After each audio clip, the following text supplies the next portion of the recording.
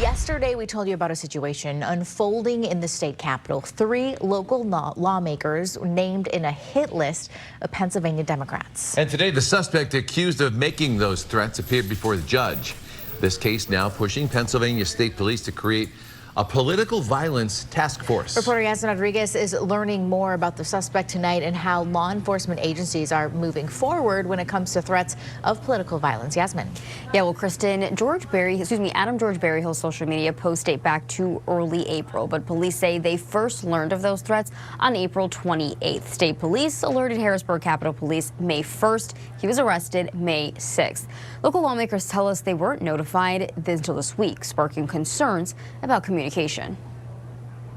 In a letter to House and Senate leaders, Acting Commissioner of the Pennsylvania State Police, Lieutenant Colonel George Bivens, said the department is changing communication protocols, saying in part, while the investigation and threat mitigation were handled properly by PSP, a review of this matter reveals a breakdown in the notification process that should have occurred to the affected legislators.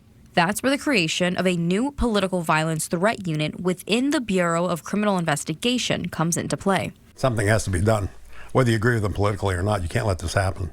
So I think it's a really good idea to find people who have it set up. Details regarding the unit were released in the letter, saying members of this unit will be experienced investigators who will work hand in hand with the TIU, Tactical Intelligence Unit, to ensure complete continuity in the flow of information throughout the investigation and notifications process. It makes it simpler to go under one house or for one person to review these things and then direct the way the investigation, evaluate each of the threats as they are. As part of that process, TIU investigators will pass on all threat information to the Sergeant at Arms for both chambers of the legislature, Capitol Police, Executive Services Office, and the PSP's Police and Legislative Affairs Office.